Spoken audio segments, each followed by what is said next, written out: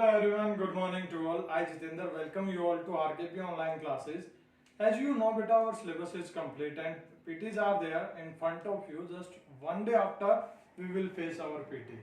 So there is a need of short revision. One short revision is required there, and we are going to take that revision. Chapter is structure of atom. Structure means कैसे वो बना है, क्या क्या उसके अंदर है atom के अंदर, तो वो सारी चीजें हम यहाँ पे डिस्कस करेंगे. किसने कौन सा पार्टिकल दिया, डिस्कवरी किसने की, क्लियर, और किसने कौन सा मॉडल दिया, वो सारी चीजें हम यहाँ डिस्कस करेंगे लेकिन फास्टली. सो सबसे पहले स्ट्रक्चर ऑफ एटम के बारे में हम पहले पढ़ चुके हैं कि एटम के अंदर पार्टिकल कौन से होते हैं. प्रोटॉन, क्या है बेटा, proton, neutron and then electron, clear, ये तीन हैं. अब इनकी डिस्कवरी किसने की बेटा. प्रोटॉन की डिस्कवरी की थी ई गोल्डस्टीन. किसने, ई गोल्डस्टीन ने. न्यूट्रॉन की डिस्कवरी किसने की थी, जेम्स चैडविक ने. किसने, जेम्स चैडविक, सिविल कम कैपिटल, क्लियर, जेम्स चैडविक. और इलेक्ट्रॉन की डिस्कवरी किसने की थी, जे थॉमसन. किसने बेटा, जे थॉमसन ने की थी. कैसे की थी इनकी डिस्कवरी, वो आपको पता है कि एक क्या ली थी, एक ट्यूब ली थी, डिस्चार्ज ट्यूब, ये होगी डिस्चार्ज ट्यूब. इसके अंदर गैस फिल की, ठीक है, हाइड्रोजन गैस फिल कर सकते हैं, कोई भी इनर्ट गैस फिल कर सकते हैं. हाई वोल्टेज इस पे अप्लाई हुआ, high voltage, clear, high voltage apply हुआ था यहाँ पे, क्लियर बेटा.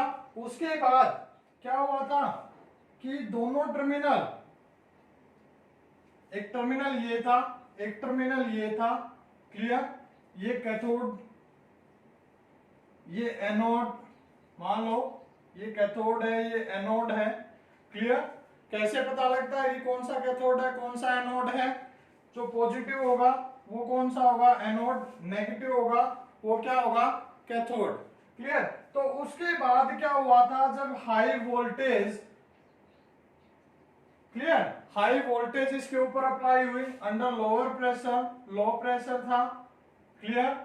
तो क्या हुआ था, दो ऑब्जर्वेशन थी यहाँ पे, एक गोल्डस्टीन ने ऑब्जर्व की थी, एक जे थॉमसन ने ऑब्जर्व किया था.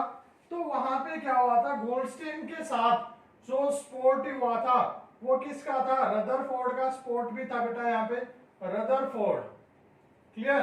रदरफोर्ड ने भी स्पॉट किया था इस एक्सपेरिमेंट में, क्लियर, सेम एक्सपेरिमेंट रदरफोर्ड ने भी किया था. तो क्या हुआ था कि दो ऑब्जर्वेशन हुई थी. एक बार जो ऑब्जर्वेशन हुई वो गोल्डस्टीन, रदरफोर्ड ने जो ऑब्जर्व किया था वो क्या था कि यहां से एनोड रे निकली. क्या निकली, एनोड रे, एनोड रेज, जिसका जो कैरेक्टर था वो क्या था, पॉजिटिव चार्ज, ये एनोड रेज थी, क्लियर. दूसरा जो इसने थॉमसन ने जो ऑब्जर्व किया वो क्या किया कि यहां से कैथोड रे भी निकली. क्या निकली, कैथोड रे. और कैथोड रे पे कैसा चार्ज था बेटा, नेगेटिव चार्ज. क्या था यहाँ पे, नेगेटिव चार्ज था इन कैथोड रे पे, ठीक है. तो इस कैथोड रेज के जो पार्टिकल थे उनको नाम दे दिया क्या, इलेक्ट्रॉन. यहां से इनको नाम मिला इलेक्ट्रॉन. और उस उधर जो रदरफोर्ड ने या गोल्डस्टीन ने जो ऑब्जर्व किया था एनोड रेज, उनको नाम मिल गया प्रोटॉन. उसके कुछ टाइम बाद क्या आए, हमारे चैडविक सर आए, उन्होंने डिस्कवरी कर दी न्यूट्रल पार्टिकल्स की, कि प्रोटॉन के साथ न्यूक्लियस के अंदर क्या है, एक और पार्टिकल है जिसके ऊपर कोई भी चार्ज नहीं है, ठीक है, उसको बोलते हैं न्यूट्रॉन, क्लियर, क्या, न्यूट्रॉन. तो ये दोनों किसके अंदर प्रेजेंट है, न्यूक्लियस के अंदर प्रेजेंट है. अब इनकी कैरेक्टरिस्टिक वो हम वीडियो में ऑलरेडी डिस्कस कर चुके हैं कि किसमें कितना चार्ज है, कितना मास है, ठीक है, वो ऑलरेडी हम डिस्कस कर चुके हैं. अब बात आती है क्या, मॉडल की. किसकी बात आती है कि मॉडल्स, मॉडल, कौन से मॉडल, एटॉमिक मॉडल. तो एटॉमिक मॉडल में जो फर्स्ट मॉडल था हमारा वो था थॉमसन मॉडल. क्या था, Thompson model, sir J Thomson ने ये मॉडल दिया था, इसको नाम दिया गया क्या, वाटरमेलन मॉडल। क्या, वाटरमेलन मॉडल भी इसको बोला जाता है। क्यों बोला जाता है, क्योंकि ये मॉडल किस पे बेस्ड था, हमारे वाटरमेलन पे बेस्ड था, तरबूज। ठीक है, क्या होता है वाटरमेलन में कि वो स्फेरिकल कंसीडर करके चले थे। एक वाटरमेलन है जो क्या है, स्फेरिकल है। क्लियर। इसके अंदर क्या होता है, जो मोस्ट ऑफ पार्ट वो कैसा होता है हमारा, रेड पार्ट। क्या होता है, रेड पार्ट जो होता है उसको उसने कंपेयर किया पॉजिटिव चार्ज से, कि जैसे वाटरमेलन में जो रेड पार्ट है वो मैक्सिमम वॉल्यूम को ऑक्युपाई करता है, मैक्सिमम स्पेस को ऑक्युपाई करता है, तो ऐसे ही एटम के अंदर पॉजिटिव चार्ज है वो मैक्सिमम स्पेस ऑक्युपाई करके रखता है। और जो सीड होते हैं, ठीक है, मैं इसको बिल्कुल इरेज कर रहा हूं बेटा ताकि सीड को मैं दिखा सकूं। आप मान लेना कि ये रेड पार्ट है। उसके बाद सीड होते हैं वाटरमेलन के अंदर, वो कहीं कहीं होते हैं ऐसे, ठीक है, कहीं कहीं आपको सीड मिलते हैं इस टाइप से। ये हो गया मेरे सीड्स। Clear, seed. तो इन सीड्स को उसने नाम दिया नेगेटिव चार्ज पार्टिकल, कि ये क्या है, नेगेटिव चार्ज पार्टिकल हैं, जो आजकल क्या है, इलेक्ट्रॉन। तो इसने बोला कि सीड्स आर ट्रीटेड एज, यहां पे सीड्स को ट्रीटेड किया किसकी तरह, नेगेटिव चार्ज पार्टिकल की तरह, और red part is treated as positive charge particle. Clear. तो ये था हमारा थॉमसन का मॉडल। लेकिन अब एक और चीज दी थी कि जो एटम है वो इलेक्ट्रिकली न्यूट्रल है। एटम क्या है हमारा, इलेक्ट्रिकली न्यूट्रल। ये बात तो ठीक थी, बाकी जो ये मॉडल था ये फेल हो गया।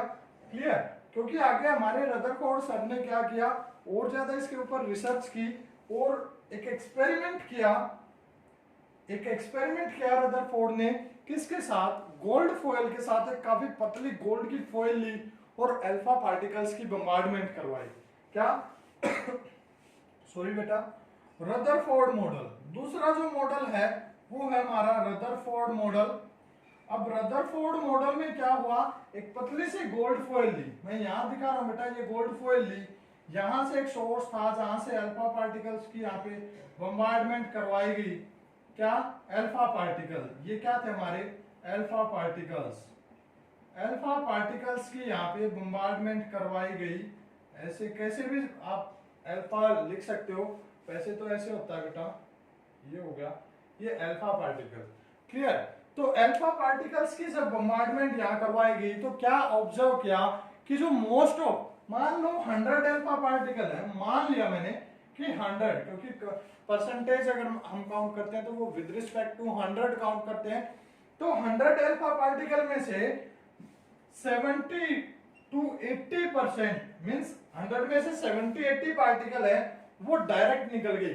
क्या निकल गए, डायरेक्ट निकल गए विदाउट एनी डाइवर्जन, यानी कि उनके पाथ में कोई भी चेंज नहीं हुआ। इसका मतलब क्या हुआ, इसका मीन क्या हुआ, that most of part of an atom is empty, उसके अंदर कुछ भी पार्टिकल प्रेजेंट नहीं है, वो बिल्कुल खाली है।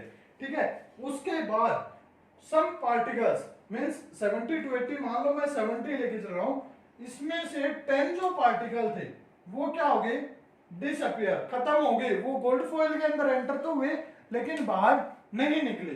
तो अल्फा पार्टिकल क्या होता है, अल्फा पार्टिकल वो होता है बेटा पॉजिटिव चार्ज, और चार्ज कितना होता है, 2 पॉजिटिव। क्लियर। जिसका मास होता है वो 4 होता है और चार्ज इस पे 2 पॉजिटिव, यानी कि अगर हीलियम पे 2 पॉजिटिव चार्ज आ जाए तो वो बिहेव करेगा as an alpha particle. Clear. तो अल्फा पार्टिकल के ऊपर पॉजिटिव चार्ज था, पॉजिटिव जब नेगेटिव से स्ट्राइक करेगा तो वो क्या होगा, डिफ्यूज होएगा, मींस न्यूट्रल हो जाएगा वहीं पे। तो जो 10 पार्टिकल थे आउट ऑफ 100, 70 तो हमारे निकल गए, फिर बचे 30 में से 10 हो गए वो न्यूट्रल हो गए। क्या हो गए, वो न्यूट्रल। ठीक है, बाहर नहीं आए बेटा। इसका मतलब वो किससे स्ट्राइक किया, नेगेटिव चार्ज है इसमें कुछ ना कुछ, वो उससे स्ट्राइक किया, और वो नेगेटिव चार्ज क्या था, इलेक्ट्रॉन। यानी कि कुछ नेगेटिव चार्ज पार्टिकल है एटम के अंदर जिससे ये अल्फा पार्टिकल स्ट्राइक हुए और डिसअपियर हो गए वहीं पे। फिर बात आती है 10 कितने बचे, 20 बचे, उसमें से 15 है वो क्या हो गए, डाइवर्ट हो गए साइड में। और डाइवर्ट कोई चीज कब होती है, मान लो ये मार्कर आया, ये यहाँ पे स्ट्राइक हुआ तो ये साइड में निकल जाए, ठीक है। तो चार्ज के केस में ऐसा कब होता है, जब सेम चार्ज हो, क्योंकि same charges are repulsive to each other. तो यानी कि इन 15 पार्टिकल को इन्हीं के जैसा मिल गया, पॉजिटिव चार्ज पार्टिकल वहां पे मिला इनको, यानी कि कुछ स्पेस मिला जिसपे पॉजिटिव चार्ज था, लेकिन वो बहुत कम था। क्या था, बहुत कम। अब इससे ऑब्जर्व किया गया कि एटम के अंदर एक छोटा सा टिनी स्पेस है, टिनी पार्ट है जिसके ऊपर पॉजिटिव चार्ज है, जिसकी वजह से अल्फा पार्टिकल ये डाइवर्ट हुए साइड में। फिर बचे हमारे 5 पार्टिकल। उन 5 पार्टिकल ने क्या किया कि जिस, मान लो ये है, यहां से ये अल्फा पार्टिकल आया, यहां स्ट्राइक हुआ और वापस इसी पाथ पे इसने क्या किया, अपने पाथ को रिट्रेस किया, यानी कि सेम डायरेक्शन में वापस चला गया जहां से आया था। इसका मतलब क्या हुआ कि जो ये पॉजिटिव चार्ज है यहाँ पे, इसने इसको रिपेल तो किया, लेकिन ये बिल्कुल इसके सेंटर में स्ट्राइक हुआ, तभी सेम पाथ इसने अपना रिट्रेस किया। तो ये ऑब्जर्वेशन थी यहाँ पे। इन ऑब्जर्वेशन के बेस पे रदरफोर्ड ने क्या बताया कि एटम इज स्फेरिकल। एटम क्या है, स्फेरिकल, जिसके बिल्कुल बीच में क्या है, बिल्कुल बीच में पॉजिटिव चार्ज है, ठीक है, यानी कि प्रोटॉन न्यूट्रॉन है वहां पे, न्यूक्लियस। न्यूट्रॉन तो बाद में आए थे, उस टाइम पे सिर्फ ये बताया था कि मिड में एक पॉजिटिव चार्ज स्पेस है, बिल्कुल छोटा सा, जिसको न्यूक्लियस नाम दिया गया, ठीक है। और उसके अराउंड इलेक्ट्रॉन्स हैं वो रिवॉल्व कर रहे हैं सर्कुलर पाथ पे। ये ऑब्जर्वेशन यहां से निकली। इसके बाद इसकी लिमिटेशन आ गई।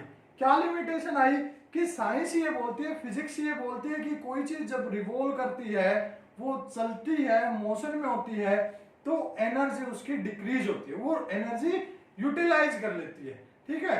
तो एनर्जी डिक्रीज होगी तो वेलोसिटी उसकी डिक्रीज होती जाएगी, ठीक है। और वेलोसिटी अगर डिक्रीज हो रही है तो इस एटॉमिक मॉडल में, एटम में जो इलेक्ट्रॉन रिवॉल्व कर रहे थे, अगर उनकी वेलोसिटी डिक्रीज होगी तो कुछ टाइम के बाद वो न्यूक्लियस में मर्ज हो जाएंगे और एटम क्या हो जाएगा, हमारा खत्म हो जाएगा। लेकिन ऐसा नहीं है, एटम खत्म नहीं होते, ठीक है। ये बोर्ड आप स्टार्टिंग से देख रहे हो, इसके अंदर भी एटम है बेटा, हर चीज में एटम है। तो ये आपको खत्म हुआ, कहीं से खत्म हो, चेक कर लेते हैं, नहीं हुआ, ठीक है। तो ये बोर्ड एज इट इज है, यानी कि हमारे एटम है वो सेफ है। तो सेम एटम है वो खत्म नहीं होते, क्लियर बेटा। तो इसकी इस लिमिटेशन को ओवरकम करने के लिए क्या आया, बोर मॉडल। क्या आ गया हमारा, बोर मॉडल। थर्ड जो मॉडल था वो था हमारा Bohr model, nail bore. Bore ने क्या किया बेटा, बोर ने इसी एक्सपेरिमेंट पे बेस्ड थोड़ी सी और रिसर्च करके इस लिमिटेशन को दूर कर दिया और उसने बताया कि जो इलेक्ट्रॉन रिवॉल्व कर रहे हैं around the nucleus in circular path, that circular path is called energy level and the energy of that energy level is fixed। यानी कि उस एनर्जी लेवल की एनर्जी फिक्स है, यानी कि इलेक्ट्रॉन जो उसके अंदर रिवॉल्व कर रहा है उसकी एनर्जी भी क्या है, कांस्टेंट है, that will not radiate energy, ठीक है, during revolving around the nucleus. वो एनर्जी रेडिएट नहीं करेगा, इसका मींस एटम है वो हमारा स्टेबल रहेगा, क्लियर। ये सारी चीजें वहां पे रिपीट हुई थी। तो नेल बोर ने क्या किया था, रदरफोर्ड के कंसेप्ट को उठा के जस्ट उसकी लिमिटेशन को सोल्व कर दिया था और बाकी सारी चीजें सेम थी। तो क्या नेल बोर की जो ऑब्जर्वेशंस थी वो क्या थी, ठीक है। वो फर्स्ट ऑब्जर्वेशन थी कि atom is a sphere, atom का जो शेप है वो स्फीयर है, इलेक्ट्रिकली न्यूट्रल है, उसके इनसाइड क्या क्या है, उसके अंदर इलेक्ट्रॉन प्रेजेंट है, एक न्यूक्लियस प्रेजेंट है, न्यूक्लियस के अंदर न्यूट्रॉन और प्रोटॉन प्रेजेंट है, प्रोटॉन पे पॉजिटिव चार्ज है, न्यूट्रॉन पे कोई चार्ज नहीं है, जीरो चार्ज न्यूट्रल है, इलेक्ट्रॉन पे नेगेटिव चार्ज है, इलेक्ट्रॉन की एनर्जी फिक्स है, that is revolving around the nucleus in a circular path, that is called orbit, और energy level that is having fix energy, और with in a shell, shell orbit energy level तीनों same है बेटा, कि इसके अंदर जो नंबर ऑफ इलेक्ट्रॉन है वो फिक्स है, ना तो कम आएंगे ना ज्यादा आएंगे, हर एक सेल के अंदर जो इलेक्ट्रॉन है वो फिक्स होते हैं हर एक एटम के अंदर, ठीक है। अगर हाँ एनर्जी है वो फिक्स है मैंने बताया, बट अगर हम बाहर से एनर्जी प्रोवाइड करवा रहे हैं किसी एक्सटर्नल सोर्स से, then electron will absorb energy and they will jump from lower energy orbital to high energy orbit, clear. Lower energy shell से हायर एनर्जी सेल के अंदर वो जंप कर जाएंगे, but for some time only they will become unstable, क्योंकि कोई भी चीज अगर एनर्जी उसके अंदर आ जाती है तो वो अनस्टेबल हो जाता है। जैसे हमारी बात कर लेते हैं, अगर हमारी बॉडी के अंदर एनर्जी आ जाती है, टेम्परेचर बढ़ जाता है, फीवर हो जाता है, तो हम क्या हो जाते हैं, अनस्टेबल हो जाते हैं, तो वापस उस टेम्परेचर को डाउन करना पड़ता है। क्लियर। सेम इलेक्ट्रॉन भी एनर्जी लेके अनस्टेबल हो जाएगा, ठीक है, और उसको एनर्जी वो रिलीज करनी पड़ेगी, कुछ सेकंड बाद ही वो एनर्जी को रिलीज करके वापस लोअर एनर्जी सेल में क्या कर जाएगा बेटा, जंप कर जाएगा। अदरवाइज वो किसी और के साथ बॉन्ड बना लेगा, जहां पे केमिकल रिएक्शन हम ऑब्जर्व करेंगे। क्लियर। तो ये थे बेटा हमारे मॉडल। इसके बाद बात आती है क्या, एटॉमिक नंबर की। क्या बात आती है, एटॉमिक नंबर। क्या बेटा, दो चीजें हैं, एटॉमिक नंबर और मास नंबर, या फिर एटॉमिक मास भी इसको बोल देते हैं, एटॉमिक मास। क्लियर। काफी इंटरेस्टिंग है, इजी भी है। क्या, एटॉमिक नंबर। एटॉमिक नंबर क्या होता है, atomic number is the total number of proton present inside the nucleus of an atom, कि किसी एटम के न्यूक्लियस में टोटल कितने प्रोटॉन प्रेजेंट है उसको बोलते हैं atomic number. And we know that the number of protons is equal to the number of electrons, but in case of neutral atom, कि न्यूट्रल एटम के केस में जो नंबर ऑफ प्रोटॉन है वो किसके इक्वल होगा, नंबर ऑफ इलेक्ट्रॉन के। तो एटॉमिक नंबर की डेफिनेशन अगर प्रोटॉन पे भेज देते हैं तो atomic number is defined as the total number of proton present inside the nucleus of an atom. Clear. अगर इलेक्ट्रॉन पे भेज देते हैं तो क्या बोलेंगे, atomic number is defined as the total number of electrons present in an atom, but that atom should be neutral. Clear. ये हम वहां पे कंडीशन बताएंगे कि एटम अगर न्यूट्रल है, उसके ऊपर चार्ज नहीं है, तब atomic number equal to the number of electron. फिर है मास नंबर या एटॉमिक मास। अब देखो क्या हम एक चीज पढ़ते आ रहे हैं कि almost whole mass of an atom is concentrated inside the nucleus, और न्यूक्लियस के अंदर क्या है बेटा, number of proton and number of neutron. So mass number is equal to the number of proton. Mass number क्या है, number of protons plus neutrons. क्या है, number of protons plus neutrons. अगर आपको मास नंबर दे रखा हो, atomic number दे रखा हो, और आपको न्यूट्रॉन पूछ लिए जाए तो आप फाइंड आउट कर सकते हो, क्योंकि प्रोटॉन्स किसके इक्वल है, एटॉमिक नंबर के इक्वल, एटॉमिक नंबर के इक्वल। अगर आपसे पूछा जाए what is the relation between atomic number and atomic mass, तो क्या लिखोगे, एटॉमिक मास और mass number is equal to atomic number plus number of neutrons. Clear. इस पे बेस्ड न्यूमेरिकल भी मैंने करा रखा बेटा वीडियो के अंदर। उसके बाद जो बारी आती है, टर्न आती है, वो वैलेंसी की आती है। आपको ऐसे ही बता देता हूं, वैलेंसी और वैलेंस इलेक्ट्रॉन। वैलेंस इलेक्ट्रॉन होते हैं हमारे कि आउटर सेल में कितने इलेक्ट्रॉन है, और वो कहां से पता लगेंगे, वो इलेक्ट्रॉनिक कॉन्फ़िगरेशन से पता लगेंगे। इलेक्ट्रॉनिक कॉन्फ़िगरेशन क्या होती है कि arrangement of electrons in energy levels in shells in orbits, उसको बोलते हैं इलेक्ट्रॉनिक कॉन्फ़िगरेशन। कितने सेल होते हैं टोटल, 6। कौन से बेटा, K L M N O P. हम डिस्कस करते हैं के एल एम एन एन को, के एल एम एन को हम डिस्कस करते हैं, उससे आगे हम डिस्कस नहीं करते क्लास 9 के लिए। और टोटल नंबर ऑफ इलेक्ट्रॉन्स कितने फिल हो सकते हैं इसमें, वो डिपेंड करेगा कौन से फॉर्मूले पे, 2n²। n है number of that shell, k का नंबर है 1, l का है 2, m का 3, n का 4। यानी कि अगर ये वैल्यू पुट करूं 1 2 3 4 किसमें, 2n² फॉर्मूला में, तो क्या आएगा कि k के अंदर मैक्सिमम 2 इलेक्ट्रॉन, l के अंदर मैक्सिमम 8 इलेक्ट्रॉन, n के अंदर मैक्सिमम 18 इलेक्ट्रॉन, और n के अंदर मैक्सिमम 32 इलेक्ट्रॉन। इलेक्ट्रॉनिक कॉन्फ़िगरेशन मैंने कराई थी, एक बार फिर से आप रिवाइज करोगे उसी टॉपिक को। क्लियर। इलेक्ट्रॉनिक कॉन्फ़िगरेशन टिल 30 आप लिख के देखोगे, टिल 30। एक बात ध्यान रखना कि 18 तक नॉर्मल चलेगा, 18 के बाद जो 19 आता है, 19 में इलेक्ट्रॉनिक कॉन्फ़िगरेशन के मैंने 3 रूल बताए थे कि इलेक्ट्रॉनिक कॉन्फ़िगरेशन लिखने के लिए क्या क्या चीजें रिक्वायरमेंट होती हैं, कि हमें पता हो कि एटॉमिक नंबर कितना है एलिमेंट का, दूसरा हमें पता हो कि किस सेल में कितने maximum number of electron fill हो सकते हैं, तीसरी चीज कि आउटर जो सेल है, वैलेंस जो सेल है, उसमें मैक्सिमम 8 इलेक्ट्रॉन फिल होते हैं, चौथी चीज कि टिल 18 एटॉमिक नंबर हमारे नॉर्मल इलेक्ट्रॉनिक कॉन्फ़िगरेशन चलेगी। 18 की इलेक्ट्रॉनिक कॉन्फ़िगरेशन होती है 288।